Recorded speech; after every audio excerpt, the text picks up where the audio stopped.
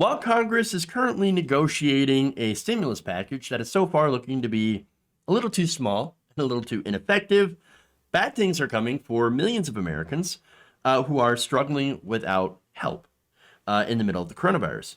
So now, this is according to a study by the Moody's Analytics, and they note that approximately 12 million renters are expected to owe an average of $5,850 in back rent and utilities after the new year. So now, that's a lot of money for renters. Okay, that's a lot of money for anybody, and it's of course because people right now they can't work. There are people on lockdowns, and there's coronavirus that have shut down small businesses everywhere, and so the economy is in recession. There's a depression, and so we're not doing well. And so now, when you look at how the coronavirus stimulus package is shaping up, well, it doesn't look like those people are going to get a whole lot of help. So now I've talked about the bipartisan stimulus bill. It's $908 billion. No stimulus checks, 2.0. $300 in weekly unemployment benefits. It's additional. And corporate welfare, corporate liability specifically. A very small amount of money for rent assistance. I'll get into the details about that later. But so far, it's not really going to help a whole lot. Now, I am seeing some updates. Washington Post, unfortunately, of course, they're gated.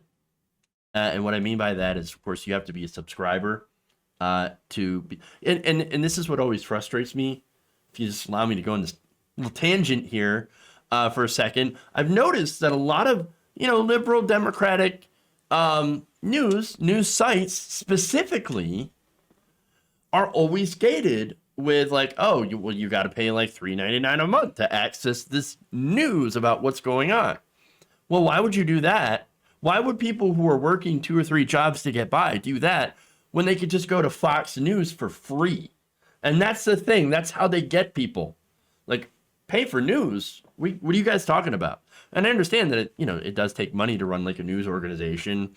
And maybe if the New York Times did more, I don't know, investigative reporting, some of which they actually do, and they do a good job at it, they could do more on climate reporting. They could do more reporting on corruption and things like that. Instead of closing down their green newsrooms and charge people to go and read news about the coronavirus stimulus, something that affects their lives. And so that gives conservatives who are bankrolled by billionaires a huge, huge, huge advantage, because then they can lure people in with so-called straight news. And then, well, then they can hit you with the lies. They can hit you with the lies. So now, anyway, that said, we're in the middle of coronavirus. A gigantic spike, one of the biggest spikes that we've seen so far. And with very, very little help coming out of Congress, well, as one Moody's analyst puts it, it's a complete and absolute disaster. More details. Quote, the financial firm reported that $70 billion could be owed to landlords in January after a federal moratorium on evictions put in place in September by the Center for Disease Control and Prevention, in the absence of any action from the Republican-led Senate aimed at helping working people expires on December 31st. That, again, I gave you some details about that, the package that they're discussing right now. There are actually 2 different pieces of legislation. There is the McConnell skinny bill that just gives basically nothing to working people. It only extends unemployment for an additional month with no extra federal benefits, and still gives corporate liability protection, by the way. And then there's the quote-unquote compromise bill, which again is filled with corporate liability, no stimulus checks, but an additional $300 in unemployment benefits that's extended for a short period of time.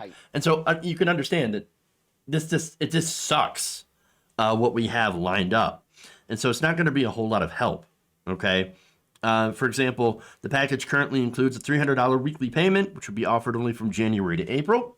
Like I said, short time. No retroactive payments for families who owe rent and other payments from recent months. So if you've had a lot of bills that have stacked up, well, sorry.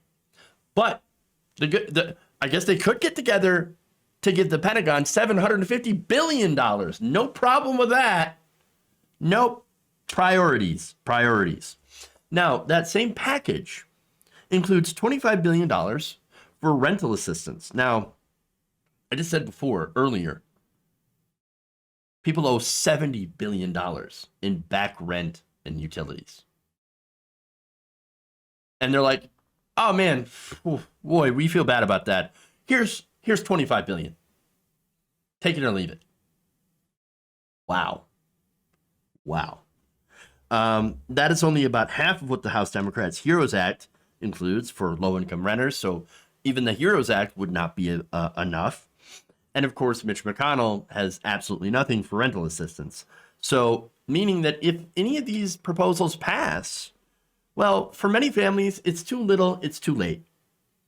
Maybe if there had been a retroactive stimulus, and this is interesting. So now the White House, as I mentioned, they've been pushing to add stimulus, an additional stimulus check to the middle of the road quote unquote compromise proposal. Again, this is people from the White House. Know what they want to add? An additional $600 in stimulus. So a stimulus check for $600 per person. Wow! Somehow it got cut in half. Now, what's interesting is that President Trump, he's like, no, I want $2,000. So that was his, that's the proposal that he was trying to push. $2,000 versus the rest of the White House saying, no, well, it's six. Oh, great. So there you go. But hey, again, at least corporations will get their immunity regardless of what passes. Yeah, there's a great comment here that I'm reading. I think from Wizard of Weed says, I think Congress thinks that once the vaccine arrives, it will instantly reset everything back to normal, except that it won't. And look, that person correctly points out, and I have the best audience in the world. Y'all are amazing. Absolutely correct. Absolutely right. So many businesses, small businesses have shut down. They're not coming back. They're not going to rehire. We are going to be in a recession for some time, meaning we need massive government investment in order to get back from this. And right now, it's looking like 2008 again, where it's just not enough and massively weighted towards corporations. It's disgusting. Worse now, landlords know that no help is coming for their tenants. And so what are they doing? Well, they're already filing eviction paperwork. And of course, I've talked about how others have already found creative ways to get around the eviction moratoriums to try to kick people out into the streets. And again, with a lot of businesses that are closed or are closing down as a result of the spikes, even if it's, just temporarily, and congressional action, these people, they're essentially screwed. And that, of course, means the economy as a whole is also screwed. And that's unfortunately exactly what Mitch McConnell wants. Mitch McConnell wants to play politics, and that's what he does. Mitch McConnell is the evil genius that plays the long game. Why do you think he's been in power for so long? Because he knows how to do it. He knows how to leverage power, and at the same time, he doesn't give a damn about the American people. And so he's playing politics. He's going to create a recession, or continue our recession, I should say, so that Republicans, and then blame Democrats for it, obviously, so that the Republicans can take back the House and if like whatever Senate seats come up in the midterms, okay, take whatever branch of government they can during the midterms, and then the White House in 2024 by blaming Democrats for the terrible economy that he played a part in creating. Now, that's not to say the Democrats haven't already also bungled this massively. Nancy Pelosi says, this bipartisan bill is such a good bill. That $908 billion compromise, I think is a great bill. Why doesn't she have something? They say that this is a targeted bill, right? Why doesn't Nancy Pelosi push through a bill in the House, right, that is just for $2,000 UBI? Nothing else, $2,000, right? Or hell, you could even go for $1,200. I mean, at some point, just do something, right? Push that through and then say, Mitch McConnell, why are you stopping stimulus? Again, stimulus payments, over 3/4 of Americans polled favor these stimulus checks. And it's not just because, free money, right? And of course, that's what the conservative reaction. Oh, well, of course, they just want free money. No, in reality, it's because millions of Americans need it. They need it. But like I said, even if it's $1,200, if it's not monthly and retroactive, it's not going to make a dent. We need a massive amount of investment. Now, the reaction to this, and I love this. This is according to, again, it's from the Post. Mark Wolf, executive director of the National Energy Assistance Directors Association, said, quote, "This is like a Charles Dickens novel. It's an evolving story and how people at the bottom are suffering. And well, suffer they will. They're going to keep on suffering as a result of corporate-controlled leadership. I hate to break it to you, but I doubt Joe Biden and the rest of the Democrats, if they were in power, would really do a whole lot to begin with either. In fact, I want to go to a video here of what Joe Biden had basically said about aid to the American people. Take a look. I used to say, you've heard me say it before, Joey, I don't expect the government to solve my problems, but I expect them at least to understand my problems. The folks I'm talking about, the folks out there aren't looking for a handout. They just need help. They're in trouble through no fault of their own. Nothing they did caused them to have hours cut or lose their job or drop out of the market. What they need us to understand. Understand? That's what we want. We just want you to understand. No, we want our money. Where's our money, bitch? That's what I'm saying. It's not a handout. And God damn it, Joe Biden, for using that Republican framing. This is our tax money that we pay in. And it shouldn't be going to large corporations. It shouldn't be going. I forget there's that football player that got a Paycheck Protection Program money and then bought a fucking yacht with it. Okay? Or like a car. I don't remember what he bought. Okay? All I know is that it was an outrageous amount of taxpayer money through that program. And he went and he bought something personal for it. Where's our money? We need that money. Regular people need that money. And so you want to talk about handouts. We're doing corporate welfare in the middle of this. Okay, we're doing corporate welfare. The CARES Act was filled to the brim, stuffed full of corporate welfare. And then, of course, we get the scraps that are left over. And that's our money. Our money. We pay into taxes so that when something like this, a pandemic happens, tighten up my meat. The government can say, oh, we have the resources. Let's redistribute your tax money to the places that it's needed the most. And in this case, it is needed the most by regular people. Regular people, when regular people have money, they spend that money and it protects local businesses. And I understand that there's also small business loans that need to be made as well to protect small businesses. And we're not doing that because you saw with such limited oversight of the CARES Act that a lot of this Paycheck Protection Program money went to big corporations, went to big businesses, and went to people that shouldn't have had it, who already have enough money to survive a pandemic. Because calling this a stimulus, by the way, is not the right thing to say.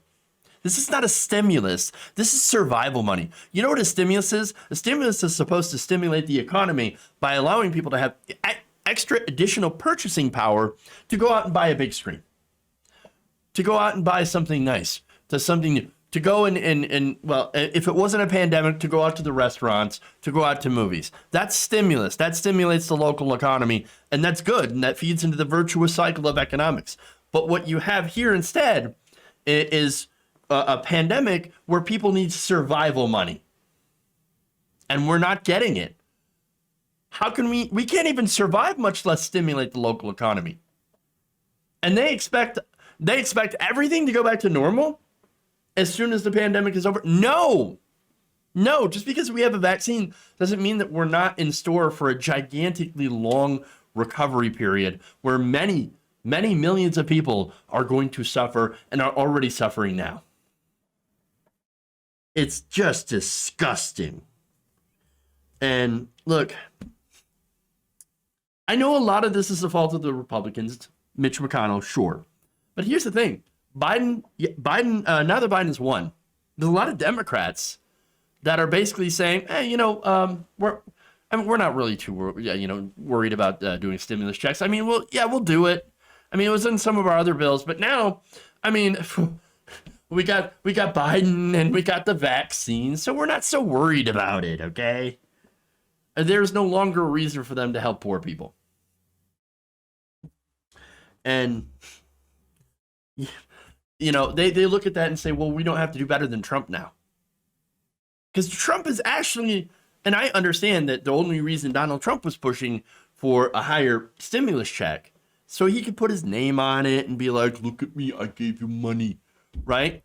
Yeah, it's 100% like self-interested, self-motivated. We know that. We totally understand it. I don't give a fuck at this point. Go ahead and put your fucking name on it. That's fine. As long as that money gets out to the people, as long as it spends, that's all that really matters. And it sucks to see the Democrats aren't even willing. Again, $600, $600, $1,200. Trump says, why not 2,000? You can't do better than Donald Trump. I understand now that he lost, it doesn't matter anymore, right? And so they're like, well, we don't have to appeal to anybody to win. So now we can just do corporate liability, which is in all of these pieces of legislation, by the way. And then barely give anyone anything. It's again, disgusting. When you have the majority of Americans saying, yes, let's do a stimulus check because we need it. It's politically a winner. And Pelosi says, nope, we don't need to do that. We're fine. Here's the thing. Enough people are not going to be vaccinated until at least the spring of 2021 to even start returning to normal. And even after that, as I said, it's going to be a long road to recovery. Okay. And I can tell you what, we cannot take much more of this, what is happening right now. Even if the Senate goes blue with those 2 special elections, doesn't matter. That's not going to mean that we're going to be able to push whatever we want through. No, because we're still going to have the corporate Democrats. We're still going to have these, mushy moderates like Joe Manchin. And we're still not going to be able to have enough of a progressive presence inside of Congress to push the things that we need. So it's a disaster. And as usual, we've got one party that actively wants to screw the poor and another party who just basically lets them. With the exception, of course, of Bernie Sanders, who says, you know what, no, I'm not going to pass anything unless we get something in there for regular people, which is what he did with the CARES Act. And I appreciate that because it feels like he's one of the few only people that are fighting for the right thing. And we don't have enough of them yet. Whereas the rest of the party is just spouting platitudes. And I know maybe I sound a little too cynical, but I think we're in for a great deal of hurt here, and will be for some time. And that's just the sad truth of it. If you enjoyed this video, please give us a like and share with your friends. You can subscribe and help out the channel by becoming a patron. It's patreon.com/Jeff Waldorf, or you can become a channel member as well by hitting the join button below.